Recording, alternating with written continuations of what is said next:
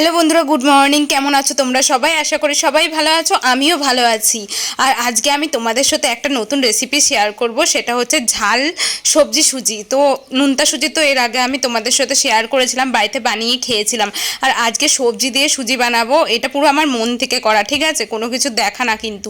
তো দেখো, তার জন্য সবজিগুলো এখানে আমি কুচিয়ে নিয়েছি। আমি এখানে গাজর নিয়েছিলাম, ক্যাপসিকাম, পেঁয়াজ, আদা, লঙ্কা কুচিয়ে নিয়েছিলাম। আর সকালের ভাতটা হয়ে গেছে, তাই উবুর দিয়ে দিয়েছি। তো চলো আজকে একদম সিম্পলভাবে তোমাদেরকে নোনতা সুজি মানে সবজি সুজি বানানো শেখাবো।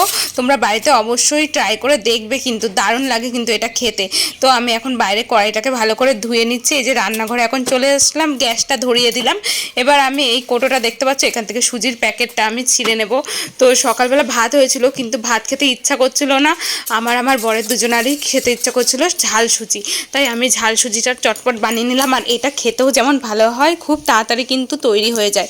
প্রথমে সুজিটাকে এমনি একটুখানি কড়াইয়ে নাড়াচাড়া করে ভালো করে ভেজে নিতে হবে তেল ছাড়া। তারপরে দেখো আমি ঢেলে রাখলাম। তারপরে এখন আমি বাদামগুলো ভেজে নেব।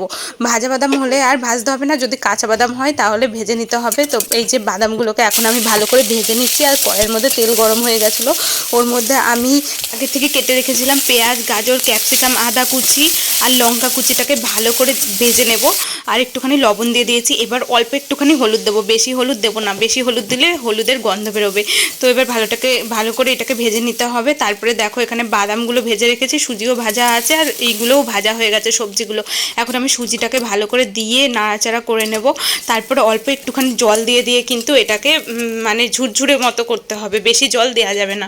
তো দেখো একদম সিম্পলভাবে রেডি হয়ে গেল আমার নোনতা সুজিটা। এবার আমি ঢেলে নিচ্ছি, বাইরে গিয়ে তোমাদেরকে দেখাচ্ছি কেমন হয়েছে। ঘরে অন্ধকার বলে কালারটা ভালো বোঝা যাচ্ছে না। তো এই দেখো আমার সুজি রেডি হয়ে গেছে, বাদাম ওপর দিয়ে ছড়িয়ে নিয়েছি।